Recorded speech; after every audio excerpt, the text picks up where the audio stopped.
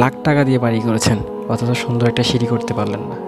সিঁড়িটাই এমন করেন যেন মানুষ তাকিয়ে থাকে। এই সিঁড়িটা দিয়ে খেয়াল করুন, অসাধারণ একটা সিঁড়ি। আপনারা যদি কেউ চান এই সিঁড়িটা আপনাদের বাড়িতে করতে, তাহলে অবশ্যই আমাদের সাথে কন্ট্যাক্ট করবেন। ইনশাআল্লাহ প্রফেশনালভাবে, খুব কোয়ালিটিফুলভাবে আমরা আপনাদের সিঁড়িটা করে দিব। আর যদি চান যে এলাকা ভিত্তিক কোনো মিস্ত্রি দিয়ে কাজটা করাবে, তাও আপনি করাতে পারবেন। তবে কোটি টাকা দিয়ে বাড়ি করে ভুল করতে যাবে না সিঁড়ি করতে, কারণ লক্ষ কোটি কোটি টাকার বাড়ির সৌন্দর্য বজায় রাখে একটা ডুপ্লেক্স সিঁড়ি।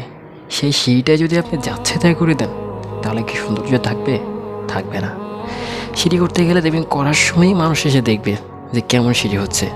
সিঁড়ি করতে হবে এমনই। ভাই টাকা তো ভাই সবসময় খরচ করবেন না, বাড়ি তো একবারই করা হয়, বারবার তো আর ভাঙবেন না। সো আমি সাজেশন দিব, ভালো কোনো ইঞ্জিনিয়ারের সাথে পরামর্শ করে ডিজাইন করেন, অথবা আমাদের সাথেও কন্ট্যাক্ট করলে করতে পারেন, কোনো সমস্যা নেই। তবে অবশ্যই কোনো প্রফেশনাল কাউকে দিয়ে সিঁড়ির কাজটা করাবেন, তাহলেই আপনার বাড়ির সৌন্দর্য বজায় থাকবে।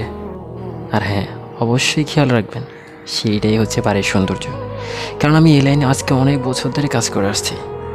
আমি তো ভাই একজন মিস্ত্রি, আমি তো জানি কোথায় কী সৌন্দর্য থাকে।